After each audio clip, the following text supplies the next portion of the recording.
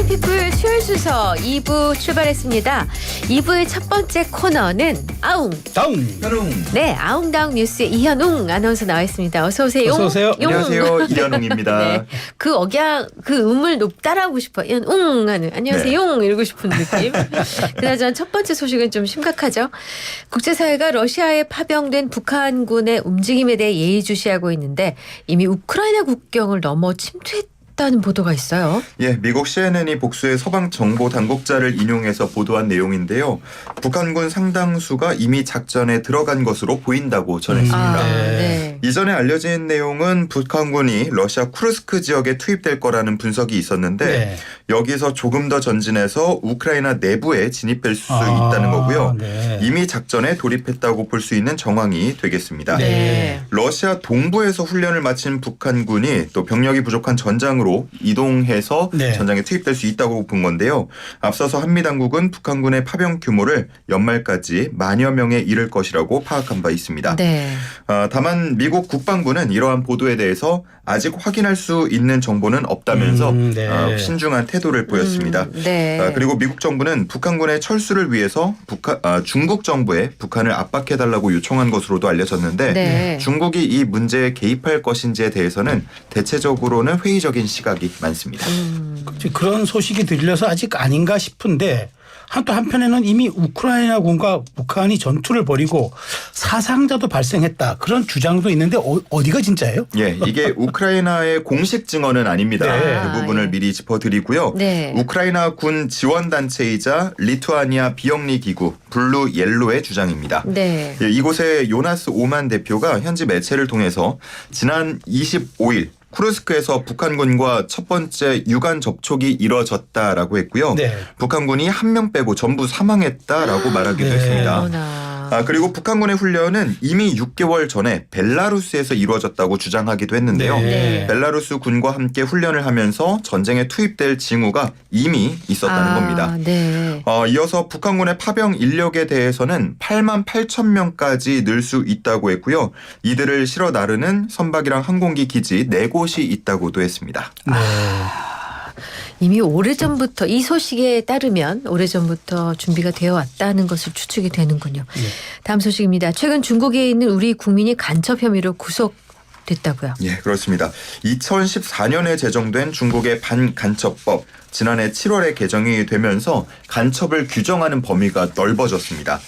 간첩 행위에 기밀 정보, 국가 안보와 이익에 관한 문건, 데이터 등에 대한 정탐, 취득, 매수, 불법 제공 행위가 추가가 되면서 근데 이거 법 해석을 어떻게 하느냐에 따라서 다 잡힐 수 있는 거 아니냐 그러니까. 이런 우려가 네. 있었거든요. 너무 넓어요. 그렇습니다. 이 범위가. 그런데 최근 개정된 법안이 적용되면서 한국인이 첫 번째 구속된 사실이 네. 알려졌습니다. 중국 안후이성에 거주하던 50대 한국인 남성인데요. 삼성전자 출신이고요. 2016년부터는 중국 반도체 회사에서 일하고 있었습니다. 네. 그런데 중국 측의 기술 정보를 한국에 유출했다는 혐의로 5개월 넘게 조사를 받았고요. 네. 결국 지난 5월 구속된 사실이 뒤늦게 알려진 겁니다. 네. 이 사실이 알려진 후에 한국 기업들은 중국 SNS를 통한 자료 공유를 피하라면서 주재원들에게 지침을 내렸고요. 예. 그리고 현재 중국 기업에서 일하고 있는 한국인 기술직들이 한 수천 명 되는 걸로 알려져 네, 있는데 네. 귀에 걸면 귀걸이, 코에 걸면 코걸이식으로 해석될 수 있는 이번 개정된 반간첩법 때문에 보복이 두려워서 어디로 이직할 수도 없다라고 호소를 하고 있습니다. 정말 문제가 좀 심각해 보이는데 자 그러면은 구속된 교민이 뭘 잘못했는지 이런 혐의도 좀 따져봐야 될 텐데 우리 측 대응은 제대로 이루어지고 있습니까? 일단 중국 외교부 입장 먼저 전해드리면요. 이번 구속에 대해서 법에 따른 것이라고 입장을 밝혔습니다. 그러면서 관련 내용을 주중 한국 대사관에 알렸고 네. 필요한 편의는 제공했다면서 당사자의 합법적 권리를 보장하고 있다고 말했습니다. 네. 한편 구속된 교민의 가족들은 작년에 처음 체포됐을 당시에 바로 주중 한국 대사관 측에 도움을 요청했다고 했는데요. 하지만 대사관의 담당 영사 배정이 조금 늦어지면서 늦장 대응 논란이 일기도 했습니다. 이후에 해당 교민 그리고 가족들은 답답한 심정을 계속 토로하고 있는데 구속된 교민은 가족들에게 보낸 편지를 통해서 외교적 방안 없이 중국의 절차대로만 지켜볼 것인지 네. 정부의 입장을 알고 싶다라는 입장을 밝혔고요.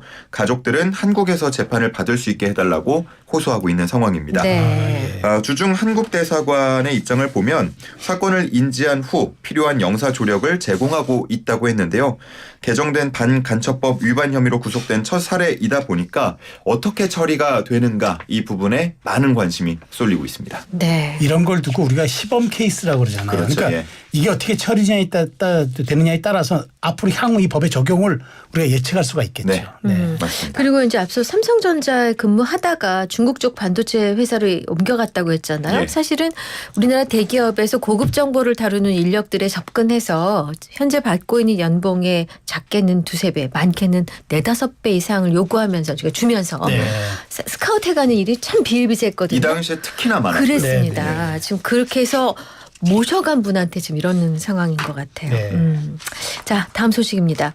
우리나라 인구 문제가 참 심각한데 일론 머스크, 이 테슬라 CEO가 이 점을 언급했다고요? 네, 머스크가 단기적으로는 AI죠. 인공지능이 가장 심각한 위협이 되겠지만 장기적으로 보자면 세계 인구 붕괴가 문제라면서 꼭 집어서 또 우리나라를 언급했습니다. 근데 네네. 인구 붕괴 동의됩니다, 진짜. 예. 네. 구체적으로 어떻게 말을 했냐. 한국 인구는 현재 출산율을 기준으로 하자면 머지않아 지금의 3분의 1 이하로 줄어들 거다라고 했는데요. 네. 네. 2년 전에도 한국은 홍콩과 함께 세계에서 가장 빠른 인구 붕괴를 겪는 나라라고 언급을 한 적도 있습니다. 네. 또다시 이 문제를 지적한 거고요. 네. 그러면서 대다수 국가가 출산율을 최우선 해결 과제로 여겨야 한다면서 사람을 만들어내지 못하면 모든 정책이 무의미해진다라고 강조하기도 했습니다. 네네. 그러면서 말뿐이 아니라 실천이 필요하다라고도 했는데 자신이 여러 자녀를 두고 있다는 점을 언급하기도 해서 주목받았습니다. 실제로 머스크가 첫 부인 사이에서 5명, 그 후에 캐나다 출신 가수와 교제를 하면서 3명, 또 자신이 설립한 회사 임원 사이에서 현재 3명의 자녀, 그러니까 11명의 자녀가 있는 것으로 알려졌고요. 좀 많네요. 네. 네. 예, 그래서 더 주목받는 언급이었습니다. 그리고 일론 머스크는 자신의 자녀들을 위해서 따로 학교를 만들었다고 하죠. 그래서 그 학교에는 듣자 하니 수업이 모든 과목이 토론으로 이루어진다. 네. 그런 얘기를 들은 적도 있습니다. 근데 일론 머스크가 우리나라에 좀 말하자면은 여러 가지 출산율에 대해서 지적을 했는데 네네. 그런데 최근 출생과 관련해서 고무적인 소식이 들린다고 해서 반갑습니다. 예. 8월 혼인 건수가요. 17,000여 건으로 1년 전에 비해서 20% 늘었다고 합니다. 네. 증가율로만 보면 8월 역대 최대고요. 네. 증가폭으로 봐도 2010년 이후에 최대입니다. 네. 그리고 4월부터 5달 연속 증가세를 이어간다는 점, 네네. 이 점이 좀 고무적이라고 볼 수가 있겠고요. 네. 출생아 수도 2달 연속 늘고 있습니다.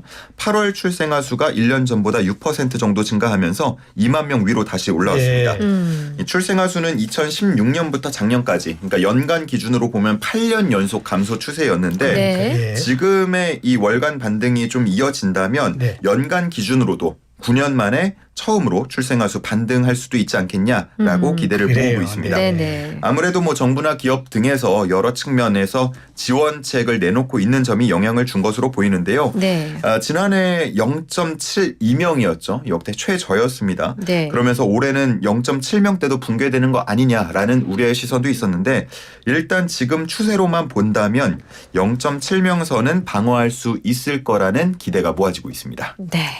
마침 또 저희 오늘 여는 말에서 오프닝도 얘기했죠. 탄생 응원 프로젝트 얘기를 했었습니다. 네.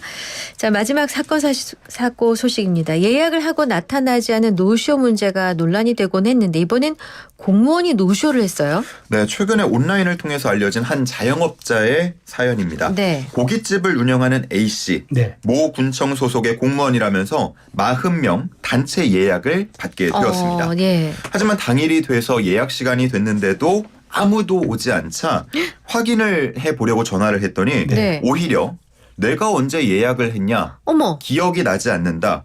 우린 이미 다른 곳에서 식사를 하고 있다. 저런. 라는 답변이 돌아온 겁니다. 네. 이후에 이 예약을 받았던 통화 녹음이 있어서 네네. 그걸 들려줬더니요. 그제야 이제 사과를 받을 수 있었다고 합니다. 세상에. 하지만 사과로 끝날 문제가 아니잖아요. 네, 그렇죠. 이미 뭐 하루 장사를 모두 다 망친 상태였는데 네네. 보상을 요구하자 예약자는 자신은 외주업체 직원이라서 방법이 없다라고 말을 했고요. 이어서 해당 군청에도 문의를 했다고 하는데 네네. 이 문제는 지자체 차원에서 보상해줄 방법은 없다라는 답을 들었다고 합니다. 결국 어디서도 피해를 보상받지 못한 상황이기 때문에 해당 업주 분통을 터뜨릴 수밖에 없었습니다. 답답한 그렇군요. 소식이네요. 네. 네. 아유. 이제는 뭐 여러 번 확인해야 되겠네요. 좋습니다. 자, 뉴스는 여기까지 보고요. 이제 퀴즈 내주십시오. 네, 오늘 퀴즈 드리겠습니다. 조금 전에 전해드린 뉴스 속에서 식당, 호텔, 여행, 공연 등에 예약해놓고 취소도 하지 않고 나타나지 않는 행태가 있었다고 말씀을 드렸습니다. 네네. 자, 이거를 뭐라고 부를까요? 두 글자고요. 영어입니다. 주관식이군요. 주관식입니다. 자, 영과 날모, 영양과다 날지 못하는 힌트 요정 나오세요. 정답을 제가 좀 풀어드리면은 네. 예약 부도가 이제 정확한 표현일 거예요. 예약 부도. 예약을 하고 나타나지 않아서 부도가 난 거죠. 과거 이제 그 축구 스타 크리스티아노 호날두가 방한 경기를 했다가 자기가 뛰겠다고 해놓고는 안 뛰어가지고 맞아요. 이 사건이라고 해서 굉장히 화제가 됐던 사건이고 단어죠. 네. 이렇게 얘기하면 좀 어려우시니까 좀 쉽게 드릴게요. 지금 저 아까 이현웅 아나운서가 얘기했던 식당 업주 입장에서 얼마나 화가 나겠어요. 화나죠. 딱 얘기하고 싶은 글자가 있을 것 같아요. 뭔데요? 돈 내 노쇼. 돈 내 노쇼. 아, 예약하신 분 돈 내 노쇼. 눈물겨운 힌트였습니다. 샵 0945 우물정 0945 단문 50원 장문 100원 YTN 어플 무료 유튜브 댓글창 이현웅 아나운서 빵 유튜브 댓글창 무료 정답 주세요. 이현웅 아나운서 수고 많으셨어요. 네, 그렇습니다. 감사합니다.